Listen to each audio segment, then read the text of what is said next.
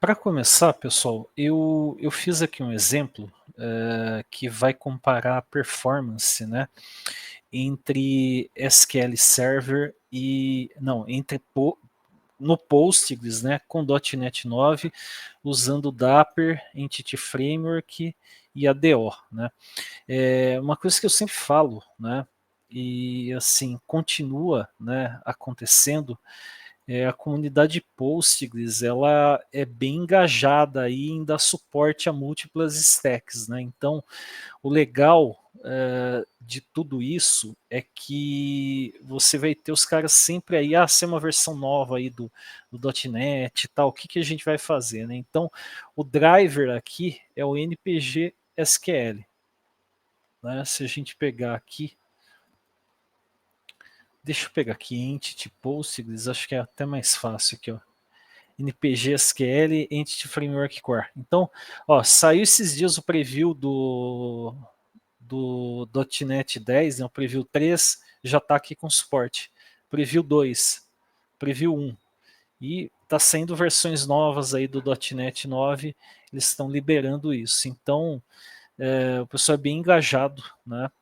E o que acontece? Acho que junto aí com SQL Server, o melhor provider aí desenvolvido é o de Postgres, né?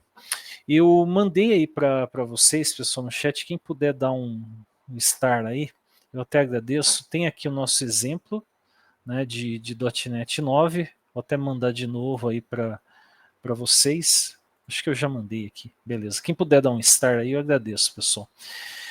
Ele vai comparar a performance entre Dapper, Entity Framework e ADO, né? Então, rapidamente, pessoal, eu vou dar uma passada aqui pela aplicação para vocês terem uma noção, né, de como está essa aplicação, né? A aplicação extremamente simples, né? Eu vou pegar aqui o que tem a aplicação. A gente tem aqui o benchmark.net, o NPGSQL Entity Framework Core, o provider aqui de Entity para Postgres, o Bogus e o Dapper. A DO, ao adicionar Dapper ou o Entity Framework Core, já vai ter a dependência dele aí também, beleza?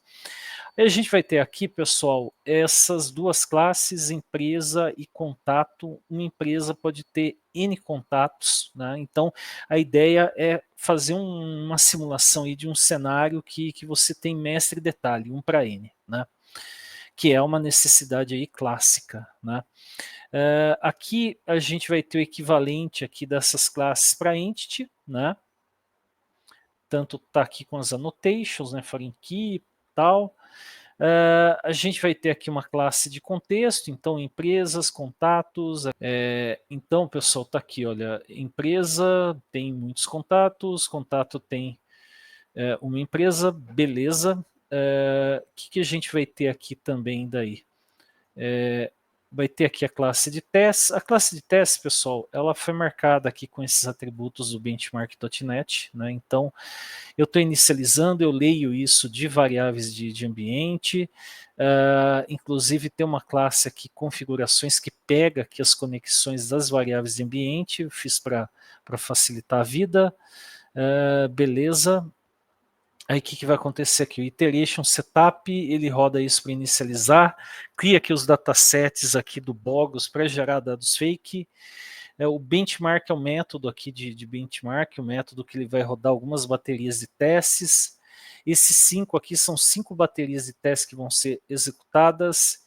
Ele vai pegar aqui, criar a empresa, vai pegar daí, popular aqui os contatos, vai dar um add empresa e vai dar um save changes. Então, no caso de entity, muito tranquilo, ele vai pegar isso daqui e salvar daí os filhos, tudo dentro da mesma transação. Ele faz um cleanup aqui, zerando aqui, passando nulo aqui no context do entity, daí tem o Dapper aqui, eu estou usando NPG SQL Connection, eu usei o Dapper convencional, nem usei o Dapper Contrib, então preciso ainda aqui passar, né, a expressão SQL que eu quero rodar, né? Eu estou retornando aqui o ID que foi cadastrado de empresa, né? E estou passando aqui esse pouco aqui, essa classe simples aqui, só com dados aqui, para ele mapear isso aqui para os parâmetros. Mesma coisa aqui, eu vou pegar, gerar aqui os contatos, né? No final eu comito a transação, fecho aqui o Dapper, a conexão do Dapper, e no final aqui eu zero, eu passo nulo aqui para isso. Finalmente a DO, que normalmente dá um trabalho a mais aí com código, estou usando parameters aqui, né, coisa que o Dapper faz por trás dos panos, dou um execute escalar, pego aqui o ID que foi gerado, e a mesma coisa aqui com os contatos. Beleza, pessoal? Então, basicamente o código é isso. Deixa eu pegar aqui, eu vou acessar aqui também o nosso amigo aqui, Docker Compose. Né? Então, eu criei aqui um ambiente, deixa eu até matar aqui os containers, beleza. Vai ser uma base de dados aqui para cada cenário, uma base para DO, uma base aqui para Dapper, né? Tá aqui já na sintaxe do Postgres, e uma base aqui para Entity, beleza? Dito isso, pessoal, Docker Compose up-d vai criar aqui os containers para a gente. Vamos só ver aqui, está aqui os containers, o container, né, do Postgres. Né? Que eu fiz aqui, pessoal? Aproveitando aqui a deixa. Né? O Azure Data Studio, ele recentemente ele foi descontinuado. Né? Então vamos ver até se fala aqui nesse... O Azure Data Studio será desativado.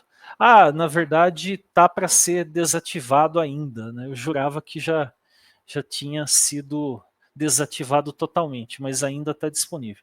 De qualquer forma, pessoal, que acontece? A Microsoft não vai mais manter esse projeto. Soluções, usar VS Code ou usar ferramentas aí de mercado, ferramentas open source também para cuidar desse tipo de cenário. Né? Então, que acontece aqui, galera? Eu acho, né, que vale bastante a pena vocês usarem ou o pgadmin, né? O pgadmin é gratuito, né? Se a gente for ver aqui, olha, vai estar aqui, né, as nossas bases de dados, né? Tá aqui todas as bases aqui que eu estou usando, a base aqui do Postgres também. E a gente vai ter aqui também, né, como opção pgadmin exclusivo de Postgres, você vai utilizar o pgadmin também, eventualmente, como uma aplicação web via container. Aqui instalei no desktop. Deixa eu até mandar aqui para vocês, pessoal, o link aqui de instalação do pgadmin, que é totalmente gratuito, né? Deixa eu pegar aqui, eu já mando aqui para vocês. Quem puder dar um start aí no repo, pessoal, agradeço aí a força. E uma outra opção, pessoal, é a gente utilizar o Debeaver, né? O Debeaver, ele também é um projeto aí que você pode usar a ferramenta aí gratuita, só que ele vai um pouco além. Ele consegue trazer aí para a gente, né? Tudo que você faz aí de operações básicas com bancos de dados para SQL Server, para Postgres, para MariaDB, SQLite. Então, ele tem uma gama de opções bastante grande. Né? Você tem aí a versão Pro, mas a ferramenta gratuita mesmo, a versão Community, né, pessoal, que é open source, ela tem suporte aqui a muita coisa, né? Claro, se você curte a ferramenta, tem outras coisas aí que você pode fazer com a versão comercial, mas ajuda demais aí a sua vida. Não sei se o Dirceu tá aí. Tá aí, Dirceu? Opa, tô aqui. Pode falar. Eu sei que você usa aí o The Beaver aí, não sei se você quer comentar alguma coisa a respeito. Cara, o Delivery eu gosto bastante da plataforma porque você consegue ter uma experiência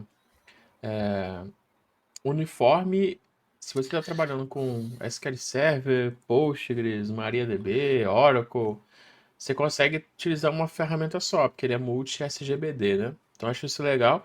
E assim, ele tem muito recurso legal, né? Você consegue editar o dado utilizando o grid, você consegue exportar o dado para JSON, você consegue trabalhar bastante, tem bastante recurso, eu acho, né?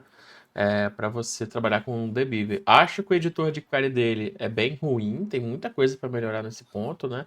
o code completion dele é bem fraco.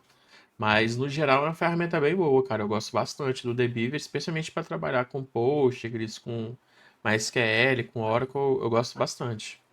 Eu vi umas extensões para VS Code pagas, né, que são multibanco, mas você tem que pagar, né? Isso que eu achei um pouco, diria que um pouco broxante, né?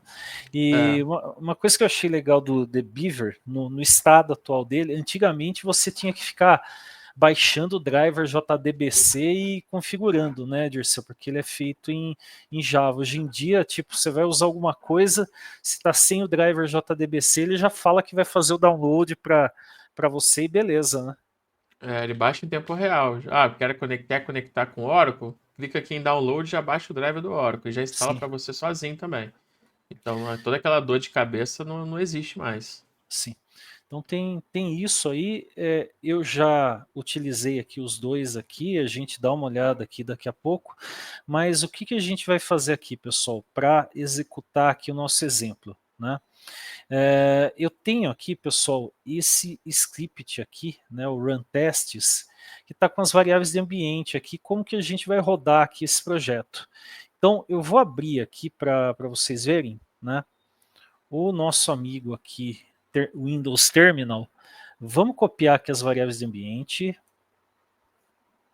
Ok, beleza. E a gente pega aqui e roda, pessoal, né, os testes. Antes de eu rodar, só para vocês verem, né, só para verem que eu não estou forçando a barra. As bases aqui vão estar vazias, né, então contatos depende de empresas, né, vamos pegar aqui, rodar um select aqui e voa lá, né, nada, né, não tem nada aqui, né. Mesma coisa se a gente for aqui para ver os bancos, né? O outro banco, né? Vamos pegar aqui o Dapper.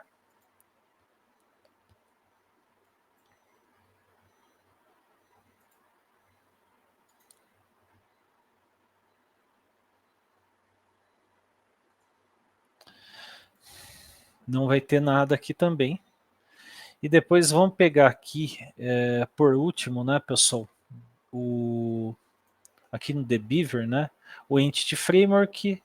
A gente vem aqui em esquemas, public, tabelas. A gente roda aqui um esqueminha aqui, né? Um select. Vamos pegar aqui.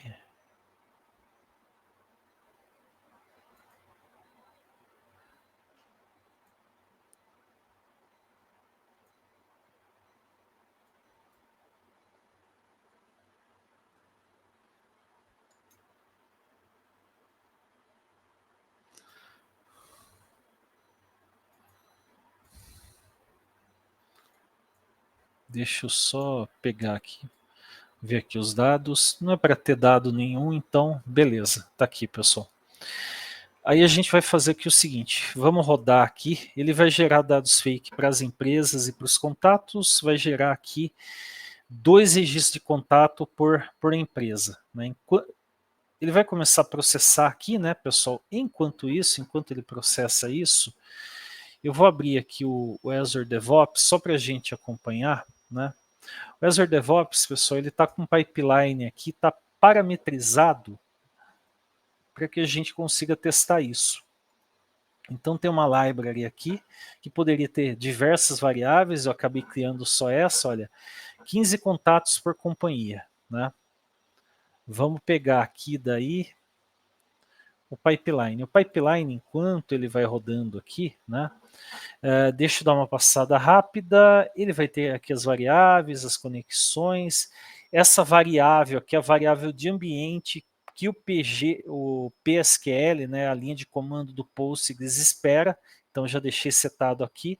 Ele vai criar aqui com resources um container aqui do Postgres na 5432, essa é a senha, né? Vai pegar aqui, vai exibir os containers, vai esperar 10 segundos aí para subir aí o ambiente, vai rodar aqui cada script com o PSQL, não tem o password aqui, justamente porque definimos essa variável aqui de ambiente, que é o que a ferramenta de linha de comando espera. Vai mostrar aqui versões do .NET instaladas, vai rodar aqui a aplicação, todos os testes dela, está setando aqui as variáveis de ambiente que a aplicação espera, vai publicar o resultado desse teste em HTML e o resultado em Markdown.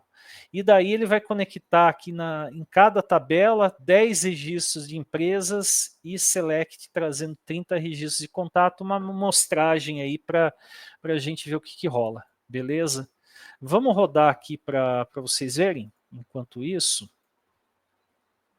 E a gente compara aqui. Né? Aqui, pessoal, ele vai trazer, olha, a gente rodou local, eu entendo que a performance até no pipeline, em Linux, tende a ser maior, mas olha que interessante, ele trouxe aqui como os resultados o seguinte, a inclusão com Docker, 4.1 segundos, ela é mais rápida que a inclusão com ADO, então realmente isso se justifica pelo seguinte, o time do Dapper, que é o time do Stack Exchange, o time do Stack Overflow, usa muito o .NET e os caras fazem isso acessando dados, né, usando SQL com o Dapper, né, então tem aí muita coisa que eles fizeram ao longo do tempo. O Dapper acaba dependendo aí do ADO. Então, com ADO puro, ficou ainda um pouquinho mais lento que usar o Dapper. E nesse cenário, ele ganhou aqui do Entity. O Entity deu 5.9 milissegundos. Também não é uma diferença de tempo gigantesca. Eu sei que até você, outro dia você até me perguntou coisa de Entity, né, Dirceu? Você perde aí alguns milésimos de segundos com Entity, mas você não precisa abrir, fechar transação, fazer um monte de coisa na raça via código, né? Você ganha em produtividade, né? Dirceu? Não sei se você está aí ainda. Tava no mudo. Não, com certeza. O Entity você ganha produtividade, velocidade, dependendo da query, é até um pouco mais rápido para você montar, né? Porque já tem com o link ali você consegue fazer um monte de malabarismo lá com SQL. Mas assim, tem os prós e os contras, né? Porque às vezes a query que ele monta é um monstro lá. É o que eu sempre falo, assim, para CRUD, eu acho que o Entity é sensacional, perfeito. Para Sim. consultas, parte de relatório, alguma query um pouco mais trabalhada, aí talvez já valha a pena você tentar escrever ela na mão, porque você tem um controle um pouco maior de como que ele vai montar a consulta. Sim. Mas enfim, pessoal, ele gera aqui histogramas, dá para você exportar para vários formatos, e o resultado que ele gera aqui, pessoal, ele vai colocando nessa pasta artifacts. Essa pasta artifacts, vale a pena destacar, ela vai no git ignore do .NET, o git ignore do Visual Studio, ela automaticamente é ignorada, né, tá listada lá.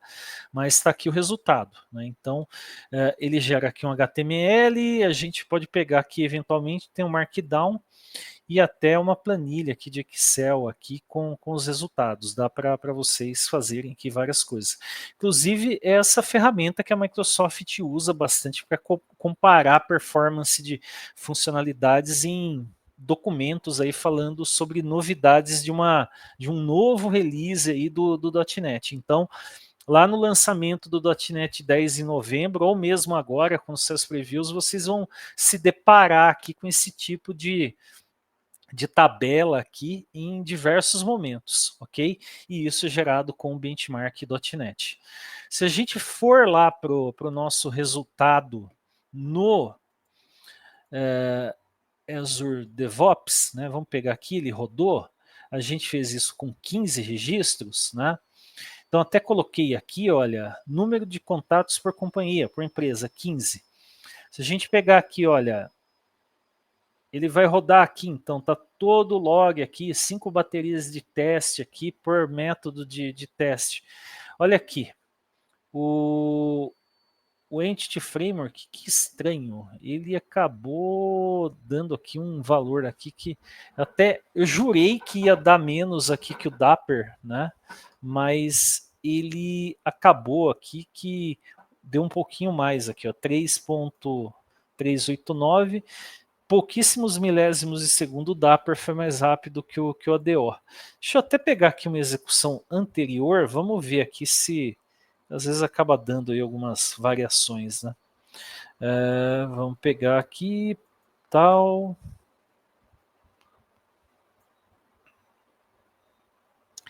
O Entity realmente o Dapper, ele está ganhando aí com Postgres. Não é uma diferença absurda, mas um cenário mais extremo aí de performance, você pode ter ganhos aí com o Dapper. Beleza, pessoal? E o que é importante destacar? Se a gente pegar aqui até com mais dados, né, a gente pode reparar até que levou aqui um pouco mais de tempo com Entity. Com menos dados, quer dizer, perdão, com mais dados esse tempo acabou sendo resumido.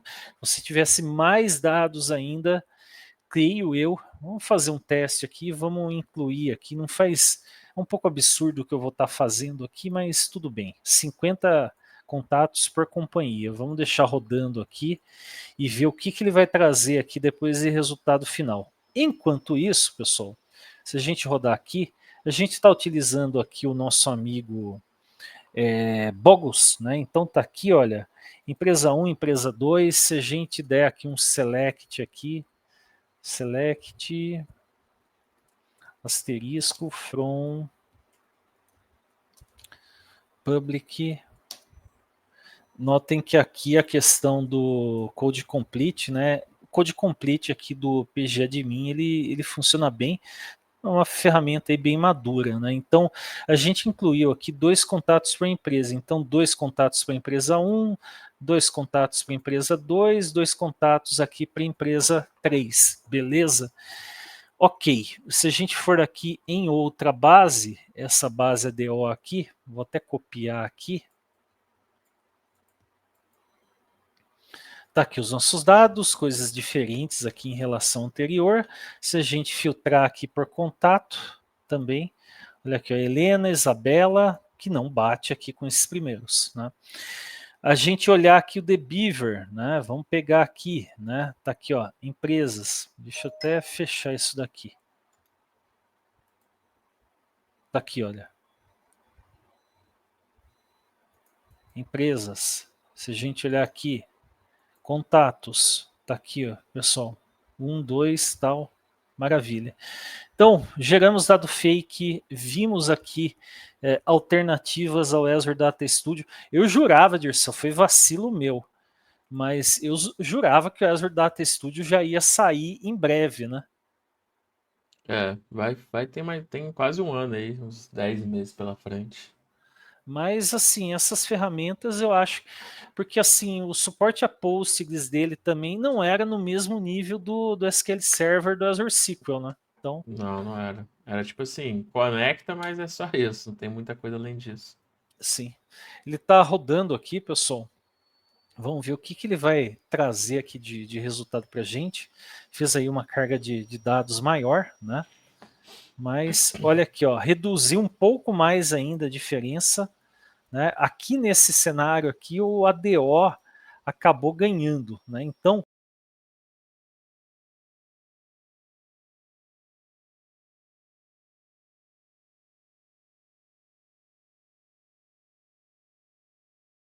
depende bastante do volume de dados, do tipo de operações que você acaba fazendo, pessoal, mas a tendência aqui, pelo menos para esses cenários que a gente viu, é sempre com Dapper e ADO você ter um ganho aí usando Postgres em relação ao Entity Framework Core. Beleza? Então deu para a gente ver aí um cenário que o ADO ganhou, outro que o Dapper prevaleceu. E quanto mais dados, você vai vendo que a performance do Entity vai se aproximando mais da performance do Dapper ou mesmo do ADO, ok?